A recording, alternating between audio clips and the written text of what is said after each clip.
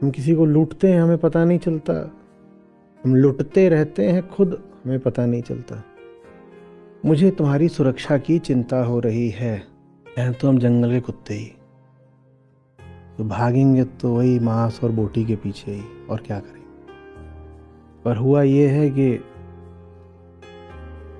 कुछ भले और बड़े लोगों ने हमें बता दिया कि ये काम जो है ना गंदा होता है, निचले स्तर का होता है। उन्होंने हमको ऊंचे शब्द दे दिए, धर्म, चेतना, अध्यात्म, आत्मा, शांति, मुक्ति। तो पता चल गया कि दूसरे को नोचना अच्छी बात होती है, गंदी बात होती है। और हैं अभी हम जंगल के कुत्ते ही। जंगल का कुत्ता अब बेईमानी से नोचता है, वो शहरी हो गया है। वो अपने आप को सभ्य बोलता है, सुसंस्कृत बोलता है, करता वही सब कुछ है जो, पर अब उसके ऊपर एक दबाव आ गया है। क्या कि बड़े लोग बता गए हैं कि मत नोचो, खसोटो, शोषण, हिंसा इत्यादि ठीक नहीं है। तो अब वो अपनी नोच खसोट को नैतिकता और शालीनता के कपड़े पहना के रखता है। जुल्म, अत्याचार, शोषण, ये सब जब नंगे होते हैं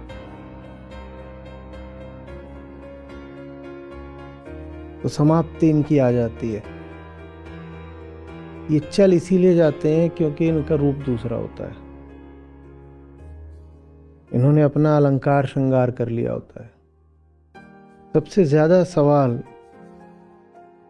अध्यात्म में आते हैं संबंधों को लेकर के, और वो ठीक भी है, क्योंकि अध्यात्म की परिभाषा यही है कि जीव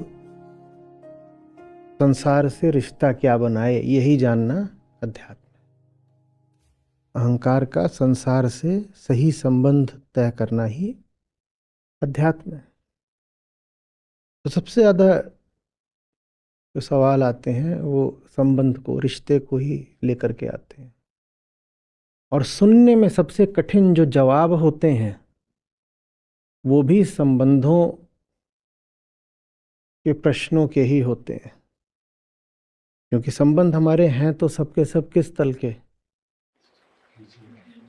कोई भी संबंधों वाला आप सवाल लेकर के आओगे तो उसमें बात तो यही निकल के आएगी कि तुम्हारा और दूसरे का संबंध कुत्ते और बोटी का है। अब बताओ आगे करें बात। कभी नोचते हो, कभी नोचे जाते हो। और जैसे ही बताना शुरू करते, नहीं ठीक है हम समझ गए, आगे मत बताइए। जवाब मांगने गए थे, बेइज्जत होने थोड़ी। आपके रिश्तों का नियम यह है कि आप जितना सोच रहे होते हो आपको सदा उससे कम मिल रहा होता है, आप जितना सोच रहे होते हो आप सदा उससे ज्यादा दे रहे होते हो। और मेरी खाली जेबें और खाली जिंदगी ये भी बता रहे हैं कि मैं जितना सोच रहा हूं कि मैंने दिया है, मैंने उससे कहीं ज्यादा दिया है। और अहंकार अपनी नजर में तो बिल्कुल फन्ने खां होता है ना। वो कहाँ मानता है कि रोज रोज लुट रहा है। वो कहता है लुटना तो मूर्खों का काम है, हम तो होशियार हैं। तो वो हमेशा अपने नुकसान को कम करके गिनता है। जहां कहीं उसने अपनी होशियारी से रिश्ता बनाया होता है वहां वो अपना नुकसान कम करके गिनेगा, कहीं नहीं जाता। अपना मुनाफा हमेशा बढ़ा चढ़ा के देखेगा। आज अगर मुनाफा ना दिख रहा हो तो भविष्य में देखेगा, कहेगा अभी कुछ नहीं पर होगा, मिलेगा। और अब भविष्य बड़ी लंबी चौड़ी चीज होता है। तो ये रासपाश होते कई कई साल लग जाते हैं कि जो तुम सोच रहे हो कि मिला है या मिलेगा, कहीं नहीं है। तब तक गाड़ी खिंच चुकी होती है जिस भी विषय से आप संबंधित होते हैं, चाहे वो कोई व्यक्ति हो, चाहे खरीद फरोख्त का कोई फैसला हो, चाहे करियर की कोई दिशा हो जो आपने पकड़ ली हो। ये सब पकड़ने की चीजें होती हैं। तब तक इतने साल बीत चुके होते हैं कि आपको उसकी आदत लग गई होती है। और फिर आप कहते हो अब नुकसान हुआ तो हुआ। आदत खतरनाक। लग गई तो लग गई। अभी पता भी चला कि ये दिशा हमारे लिए ठीक नहीं है, तो भी अब 10 साल 20 साल बीत गए, अब थोड़ी बदलेंगे। और कुछ नहीं होता जीवन का नर्क, रिश्ते ही जीवन का नर्क होते हैं।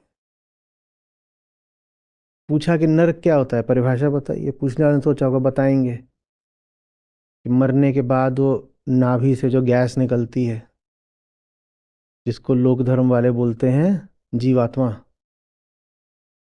उस गैस को कोई देवदूत आकर सूंघता है, और अगर वो ज़्यादा बदबूदार हुई तो उसको जिस जगह फेंक दिया जाता है उसको नर्क बोलते हैं। तो कोई सीवर, कोई गटर जैसी जगह होती है नर्क। ऋषि बोलते हैं कि गलत रिश्ता ही नर्क है, गलत रिश्ता ही। बोलते हैं कि जो लोग संसार के विषयों में ही बिल्कुल पचे हुए हों, उनकी संगति ही नर्क है। ये उपनिषद की, वेदांत की नर्क की परिभाषा है। तो नर्क को भी रिश्तों के ही संदर्भ में परिभाषित किया। नर्क की भी परिभाषा में रिश्ते ही लाए केंद्र में। क्या कहा? जहां रिश्ता गड़बड़ है वही जगह नर्क है।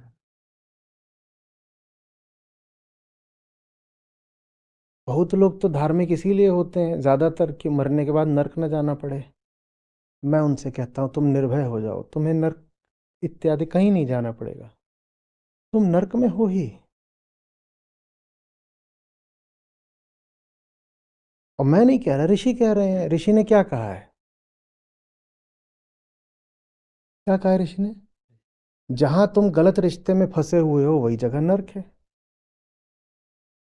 गलत रिश्ते में तो इसी दुनिया, इसी पृथ्वी में अधिकांश लोग फंसे हुए हैं। तो नर्क क्या है? यही है। आप काहे को सोच रहे हो कि नर्क कभी और होगा? हम्म।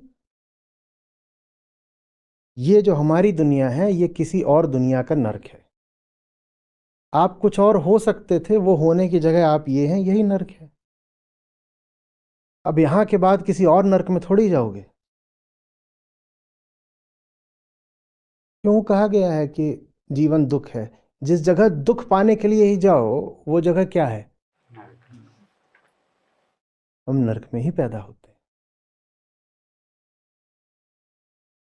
कोई बात इसमें बेतुकी लग रही हो तो बताओ।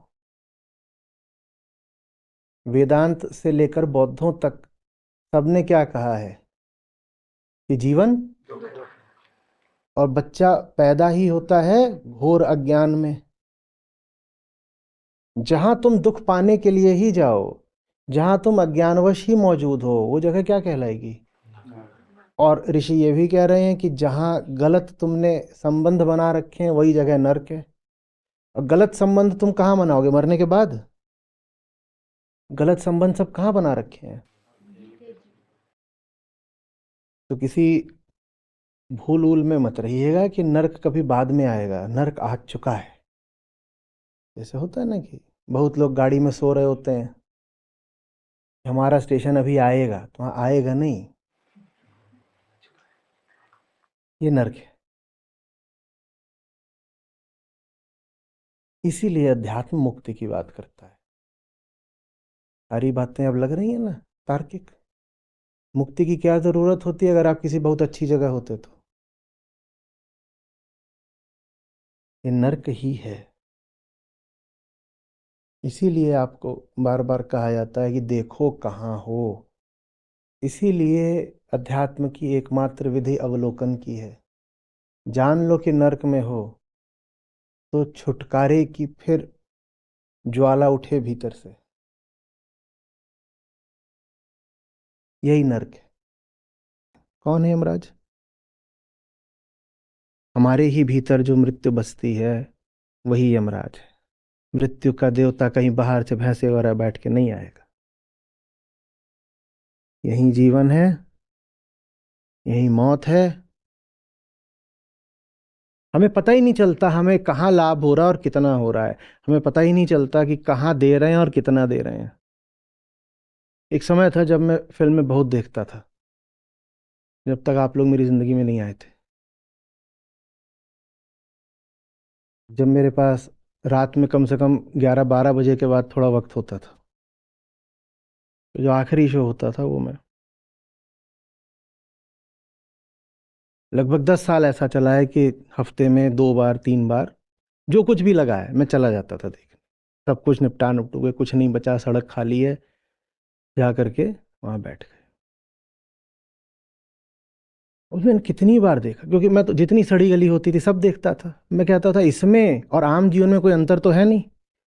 अगर मैं इस फिल्म को नकारना दुत्कारना चाहता हूँ तो फिर जिंदगी में जो कुछ चल रहा है, सड़कों पे जो कुछ चल रहा है, मेरे प्रतिभागियों में जो कुछ चल रहा है, मुझे वो सब कुछ नकारना दुत्कारना पड़ेगा।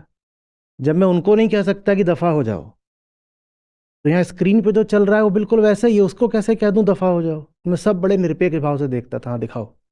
तो अब उसमें बहुत बार देखूं, 20 मिनट हुए नहीं है कि लोग झींकना शुरू कर दें, ये क्या है, बेकार है, क्या बता, हूटिंग कर रहे हैं, ये सब भी हो रहा है, चिढ़ रहे हैं। सामने की दो कुर्सियों पे बैठे हुए हैं, वो उसको गाली दे रही है, तुम्ही ने कहा था यहाँ आने को। तो बोला, रहे तो पिक्चर देखने थोड़ी आए हमें, हाँ।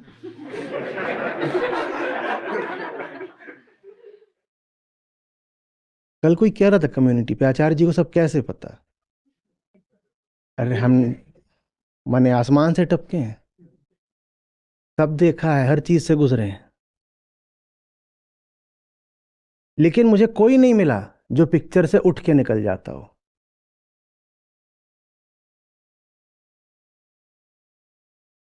बाकायदा गाली गलौज सुनी है, निर्देशक के प्रति, अभिनेताओं के प्रति, निर्माता के प्रति, सब कुछ, हॉल के प्रति भी,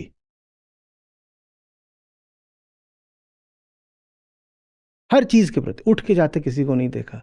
हमें पता ही नहीं होता कि हम किस चीज के क्या दाम दे रहे हैं, हमारा हिसाब बहुत कच्चा है। तो कह रहा हूं, हम ठीक से व्यापार भी नहीं जानते।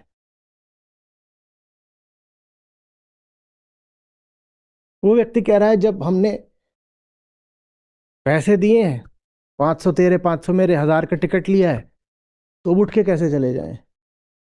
उसको समझ में ही नहीं आ रहा है कि पैसे तो तुम दे चुके, और अब तुम समय और दे रहे हो, अधिक दे रहे हो, अतिरिक्त दे रहे हो। इससे पैसा लौट नहीं रहा है, इससे नुकसान और बढ़ रहा है। तुमने पैसा दिया और अब तुम समय दे रहे हो पैसे के अलावा भी।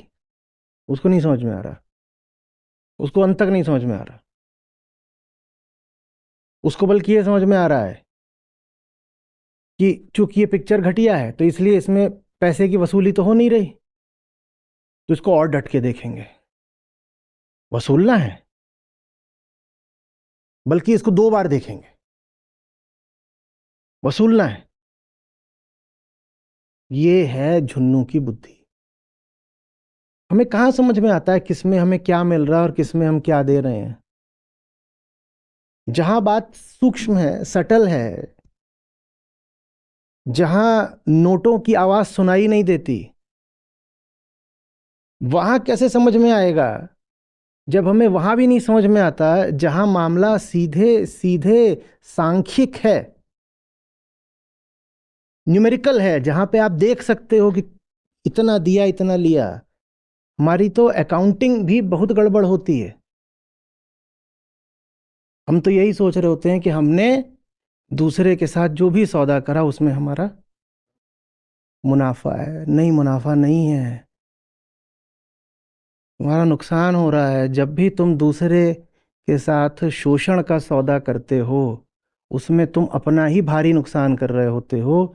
बस वो नुकसान हमेशा क्वांटिटेटिव नहीं होता, संख्यागत नहीं होता, लिख के नहीं दिया जाएगा तो तुमको पता भी नहीं चलता। तुम दूसरे के ऊपर चढ़ बैठे, तुमने उससे कुछ स्वार्थ अपना निकाल लिया। स्वार्थ तो तुम्हें मिल गया, तुमने उसकी गणना कर ली, ठीक है ना। स्वार्थ मिल गया, तुमने उससे छीन झपट के 1000 रुपए, 10,000 रुपए, 1 लाख रुपए ले लिए।